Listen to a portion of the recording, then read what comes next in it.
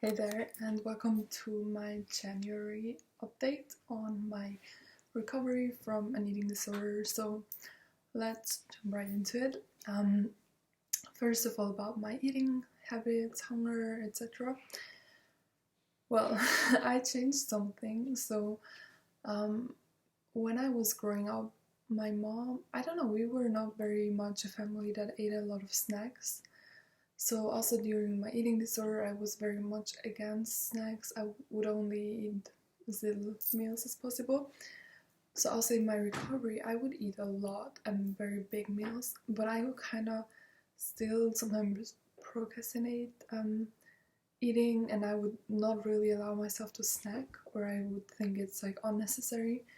And I kind of came across the thing that you should eat 3 meals and 3 snacks a day and especially in recovery, to show your body like, hey, look, it's really like enough food and frequently. So I started really trying to eat 3 snacks and 3 meals a day. Sometimes, for example, after dinner I just eat a dessert and don't eat any snack anymore because I eat very late, but I just try to make sure I don't eat less than every 3 hours.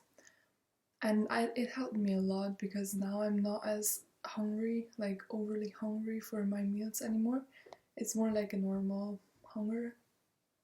And yeah, it feels good to really fuel my body regularly. I would really recommend you, if you're in your eating disorder recovery, to make sure you eat very I cannot pronounce the word, frequently. Yeah. So to say, every 2 to 3 hours. No matter how big or small, like just do it. Then I kind of have less cravings for chocolate, or I mean, a few months ago I was very much, and also like 1 month ago, or yeah, I was very much into Nutella, and now I couldn't eat spoons full of Nutella anymore. I'm like more into chocolate bars, but then also a lot of just normal foods like bread and pasta and sometimes vegetables, but not really the typical eating disorder foods anymore. I'm kind of over that, which I'm glad about. I mean, I didn't care too much, but it's also nice to eat like a normal person, if you know what I mean. So yeah, I mean, I still eat a lot of chocolate, but you have to know that I'm Swiss, so it's in my blood to eat a lot of chocolate. And yeah, I always have as a kid, so it hasn't changed. And then lastly, I wanted to give you an example of how easily your body can be like, okay, now I know the taste, it's okay. So about a month ago, maybe 3 weeks ago, I had my first caramel macchiato at Starbucks. And it was like, wow, I really liked it, because of course I would never allow myself to have anything with milk or sugar and blah blah blah.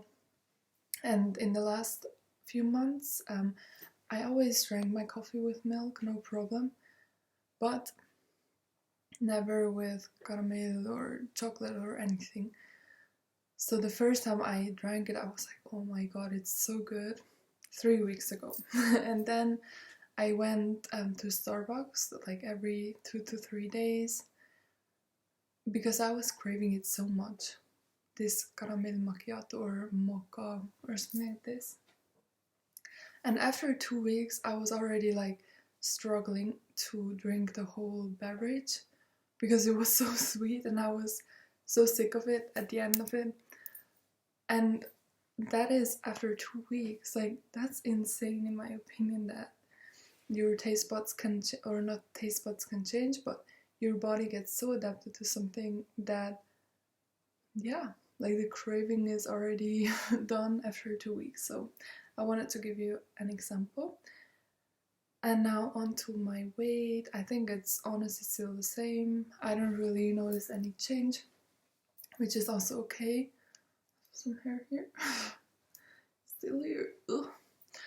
Yeah. so I guess my body's the same.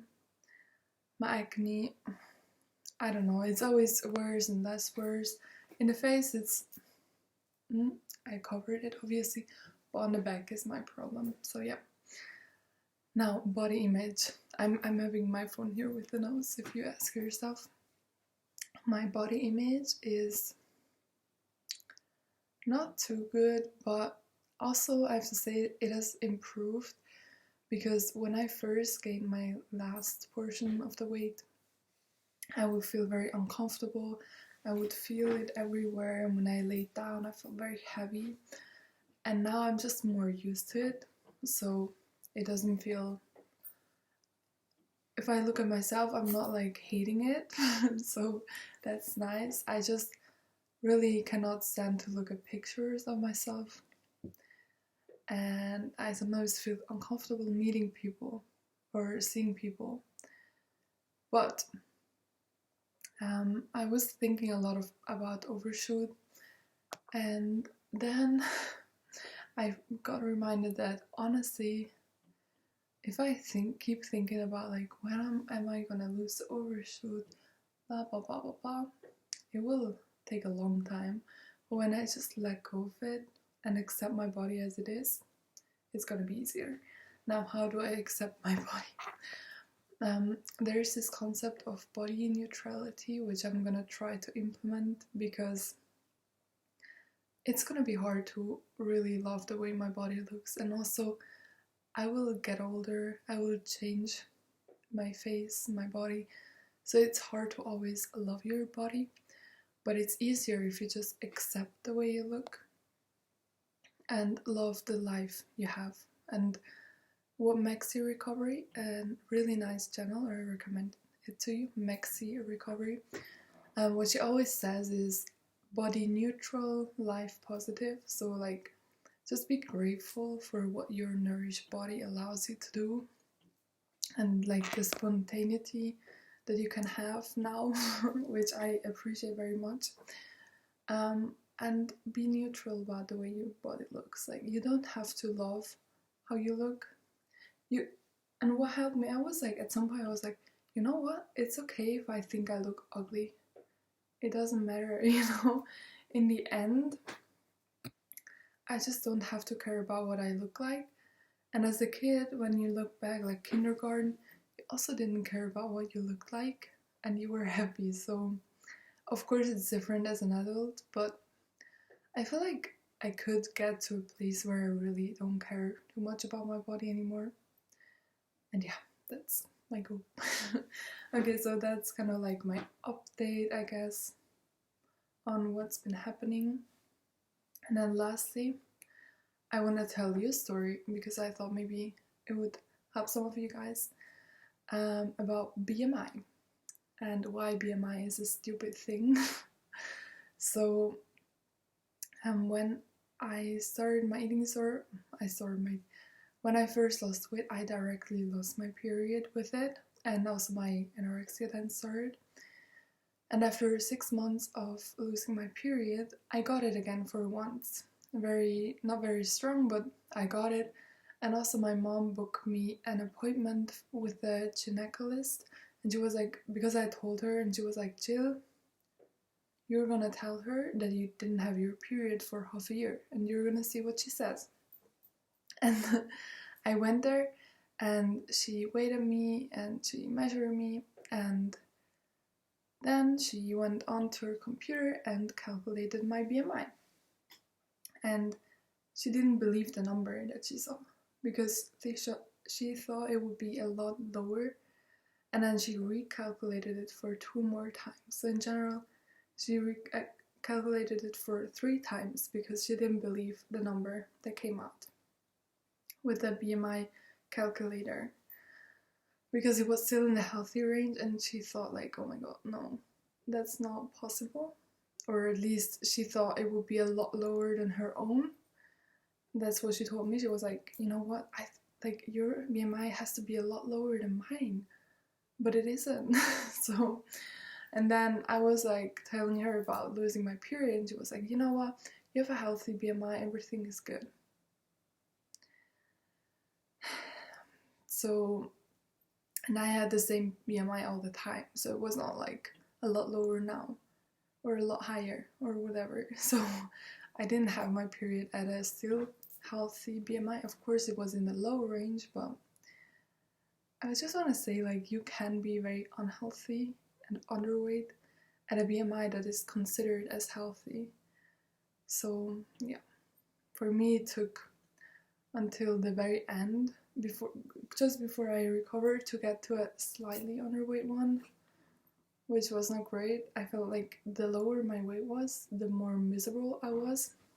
But still, like, I want to tell you guys, whatever your weight is, whatever your BMI is, your eating disorder is valid. Yeah, if you are not feeling well, no matter if you have your period or not, if you're not well mentally, that's all that counts, and it's a reason to recover. So, I wish you a very, very good start to the year, that you eat as much as you can, rest, chill out, and yeah, just enjoy your spontaneity. I cannot pronounce it.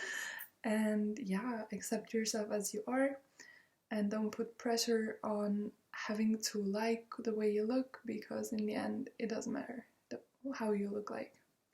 It matters how you treat people and if you are in a good mood or not. Okay. And your mood is not dependent on the way you look, I can assure you. Bye.